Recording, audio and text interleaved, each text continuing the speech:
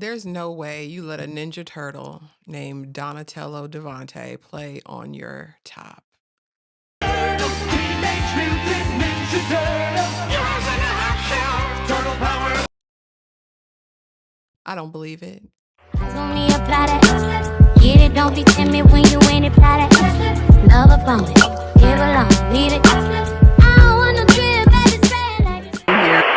My name is Ashley, and this is My Sweet Perspective, where I give my take on all things TV and movie related, and I am here to put you on, okay? I don't believe it's true. And Britney, you're gonna get this right. I know you are. You guys, welcome back to the channel. I hope you're having an amazing day. We are back to talk Love is Blind, season 10. I did not want to be here. I did not want to come and talk about this at all after watching because I really feel like it's bad when I can't remember anybody's names. I think that that's just a bad sign. But some things happen that need to be discussed. So we're going to go couple by couple, as we always do when we're in these reality dating marital streets. Yeah, and we're gonna talk about it in my overall thoughts and impressions as one who watched this very casually. Okay. So just keep that in mind as we go. Now I have to squeeze this in somewhere, y'all, because I completely forgot to talk about Kia, Tyler, and Kevin, whatever his name was, that little love triangle, because it didn't make it to Cabo. We didn't make it out of the pods, but we had Tyler, type A, beautiful, wearing all the Hanifa, honey, all the black owned designers that she could. And she connects with Kevin immediately, and he instantly is enthralled. And we think that they're going all of the way. Enter Kia, who stakes her claim and, puts out some game. You know, very early on, he admits to Tyler that he has another connection in the house. And Tyler, very early in the process, decides to self eliminate from the competition because she's not doing this again. Right. And kind of spilled over and had, I don't want to call it a meltdown, but she felt how she felt and she expressed it and wanted to go home because she doesn't want to be chosen last or not chosen. Kia, mind you, with a big smile on her face, is like, "Well, girl, I'm heartbroken for you, but you got to do what you got to do for you, and I'm gonna keep this man."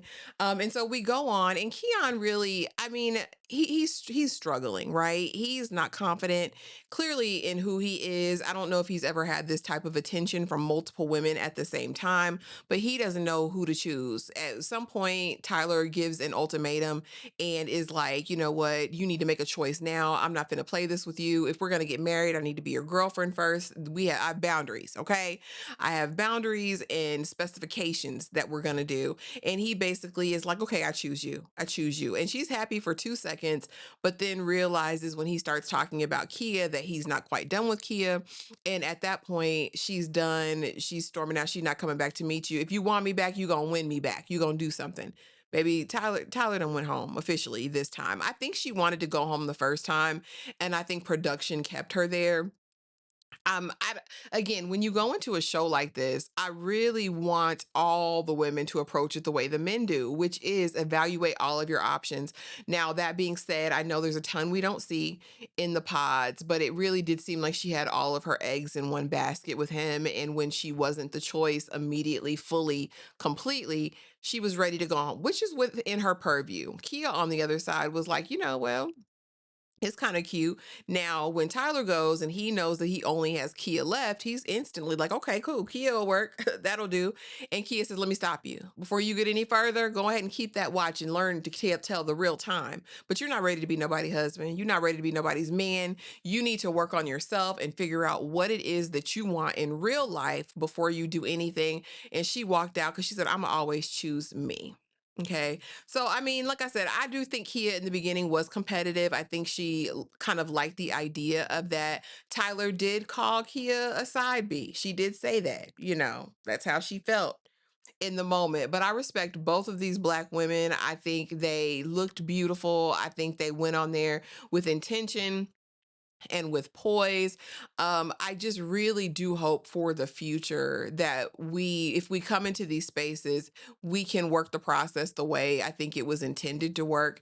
And know that very early on, you're supposed to have options. You're supposed to have multiple people that you're dealing with, in my opinion. But I respect both of these young ladies. I think they both did the right thing by going home. Kevin wasn't ready to be nobody. No, nothing. He wasn't. He wasn't. Not in this season, beloved. But y'all drop it in the comments. Let me know what you thought. But I had to add this because that was important. And Tyler Mama was in my comments. She said my thoughts was cute on it, but we don't see everything on the TV. And I say, yes, ma'am. So y'all drop it in the comments. Let me know what you think of the Tyler, Kia, and Kevin situation. Well, I want to start here with Emma, her arm, and Mike. Okay, so Emma was that girl in the pods apparently because she had three suitors. And what I will say is, I respect a woman who comes into this space and enters it the same way as the men, which is I'm going to keep my options open. I'm going to meet everybody. I'm going to talk everybody up so that when we get down to the wire, I have choices, whether they choose elsewhere or, I have another choice. Options are good.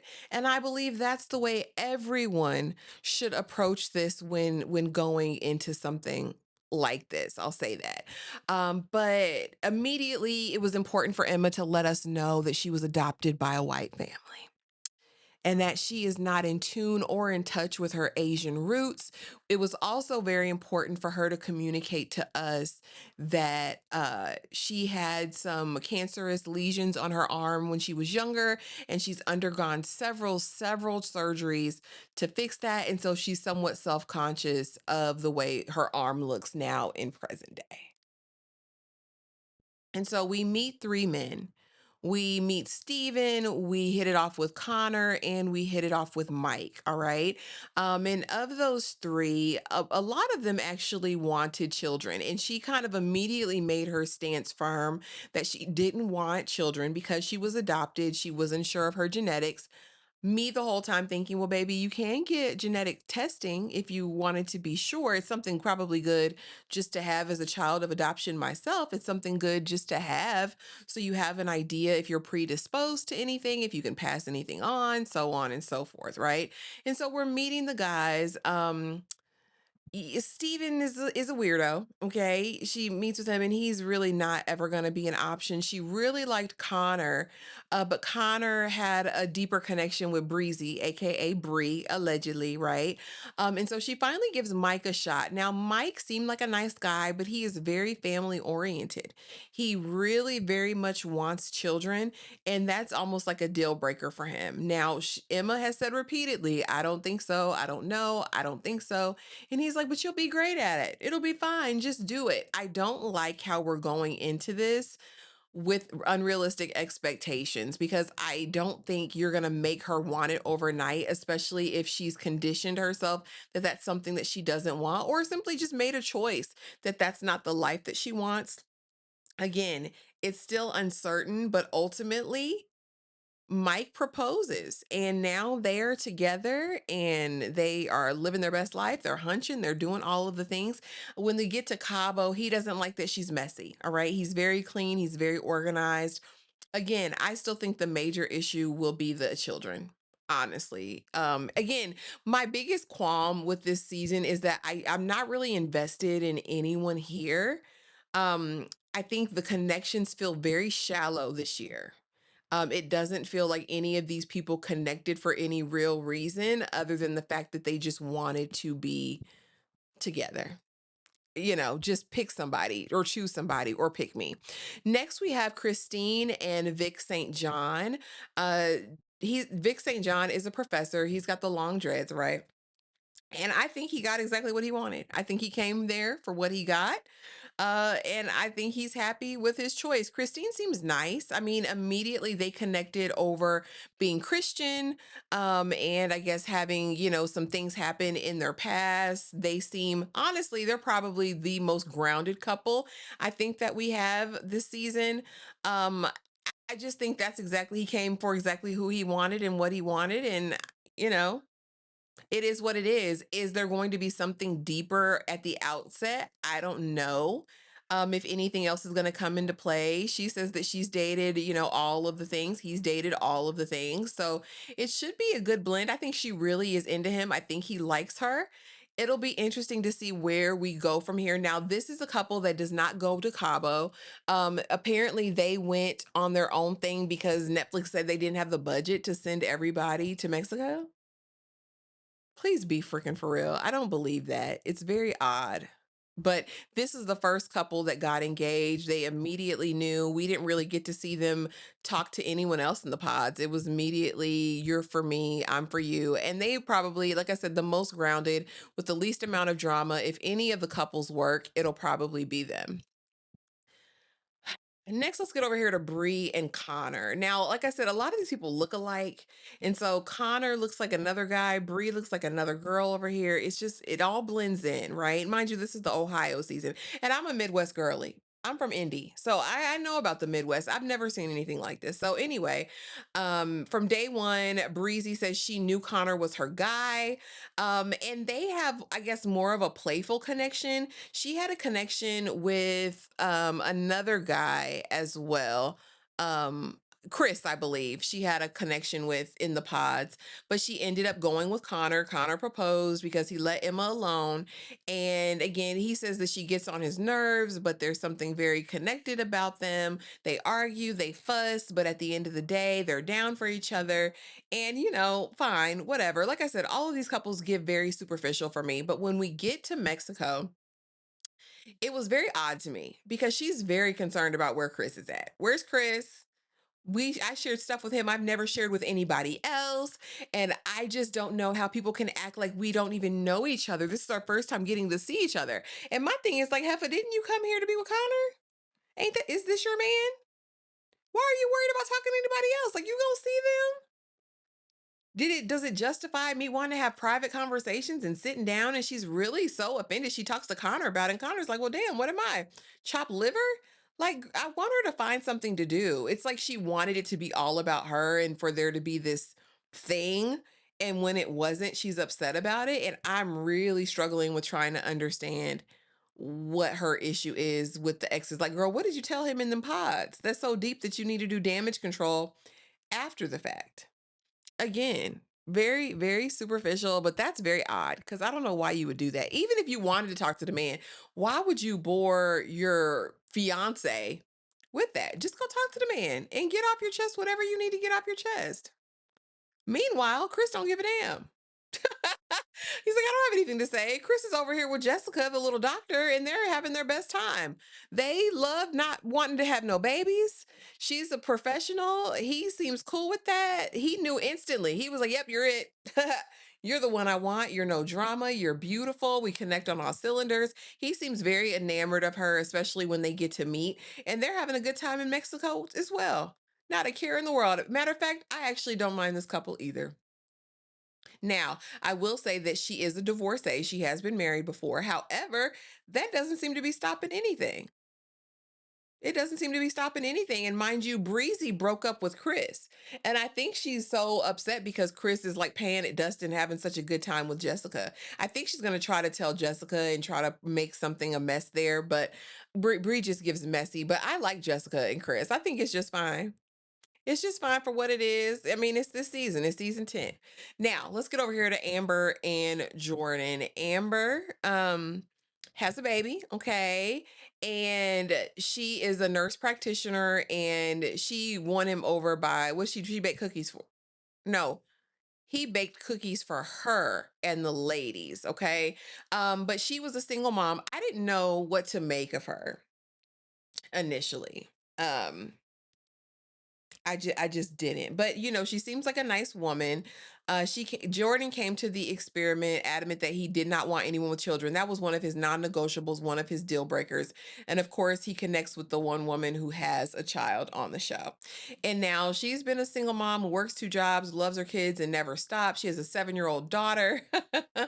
And basically they hit it off. They connect, I guess, on this deeper level, and he is willing to let the fact that she has a child go. He likes her so much, he bakes cookies for her and ultimately proposes. Now, when they meet, It did not give steam heat. It did not give that she was very into it. However, by the time we're at the honeymoon, she's all over him.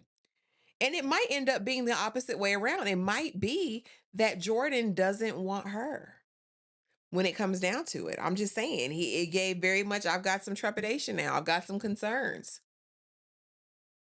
He don't want to be a stepdaddy. And I don't know, he could be in fear, but like Amber said, my baby has a daddy. I'm not looking for a daddy for my baby, but you will be a male figure in her life. And so what are you going to do with that? You know what I mean? So we'll see how that goes, girl. But it's giving she's going to be more into him than he is to her. And that completely surprises me. Now let's get to Teenage Mutant Ninja Turtles, Heroes on a Half Shell Turtle Power, because there's no way Devonte Anderson said, "Oh, you're a black. Oh God, I've never dated a black, let alone engaged or married to one. What are you doing over here?" Looking how he's looking. It's the audacity for me. And a lot of people are on TikTok because I made a short about it. Like, why are you so offended? Hell, I'm not offended. There's for a Devonte, offended, it's the blatant disrespect for me that pisses me off. I'm not offended by what he said. I just think it's ignorant and weird when he's got a whole receding hairline and a kitchen back there talking about he ain't never dated anything black or brown. Something, I think is what he said. Like, are you serious? Like, he said his name is Italian. Fool, your name is Devonte. Like Devonte, Mr. Dalvin, KC, and JoJo, like Jodeci. Brittany black. Brittany is Colombian and black. And he said, "You sure you don't have any white in there?" He is color struck. He says he wants a white and he needs his whites. Okay. He is not for this. Mind you, Brittany badder than all outdoors. They connect so much so in the pods that when his grandfather dies, he doesn't even leave. He stays because he feels that strongly for Brittany. But when he sees that she's brown, oh God, it's immediate. It's a no. Now, on the other side of that, he's chunky for her. She's like, "Oh, he's fat. We'll all get fat one day." However, she's willing to try to look past it and see if anything could work. And she doesn't really say anything disrespectful, but he's immediately turned off. I think, especially in Cabo, he don't even want to spend no time with her. He doesn't want to be around her. He doesn't want to be in her orbit. Mind you, saying that he loved her just a second ago. Physically, not someone I would have done for on the outside. And he admitted he's never dated a woman of color. It's a mess. But I'll tell you one thing, what one won't, another one will, because Alex want to drink her dirty bath water. Do you hear me? And Alex, we ain't even got to him. He got Ashley on the deck, but he don't like Ashley. He said, I want a dark woman. He wants a woman with some dark features. He said, "Oh, that's my type." That's my type. Devonte is a clown who never should have been on this show. Why would you go on the show Love is Blind if you have a preference? Baby, that eliminates you. Or you thought you could tell by voice. It's just ignorant. It gives self-hate. It gives all of those things. And for y'all who want to be willfully obtuse, go ahead and be willfully obtuse. But it's crazy to come on a show presenting or phenotypically as he presents and say, "Oh God, a black. I've never dated a black." Oh, it was the way he said it. It's ridiculous. Looking how he's looking. And you have Brittany over here just bad to the bone. Like, it's just sickening to me. I don't even know. I hope she leaves him there where she found him. I don't want her to necessarily get messy with Alex, but it would be cute because what you want, another one will gladly. Speaking of Alex, let's go over here to him and Ashley. This is based on nothing but sex. From the pods to later on, he's very superficial. He's very into looks. He's very into aesthetics. I kind of immediately knew when he met Ashley, it wasn't going to be that. But did he take her down through there? Absolutely. Did they smash? Yes, because that's all they talked about through the pods. But when he sits down and talks to Brittany, he says, "Yeah, because I don't know how long that can last when you're not with your type. But you kind of my type." He willing to risk it for Brittany. So she knows she's wanted and desired. I kind of feel bad for Ashley because I don't think she has a clue that she's not everything that he wants her to be. She's eating him up. She's loving every second of the hot sex on a platter. And I just don't know where it's going to go from here. I honestly don't, y'all. But that's all I got for them first 6 episodes. Hopefully episodes 7 through 9 that air this Wednesday will be more impactful and leave more of a mark. But those are kind of my thoughts. We will be going live to talk about the first 9 episodes, I guess, is what we'll be talking about. So drop it in the comments.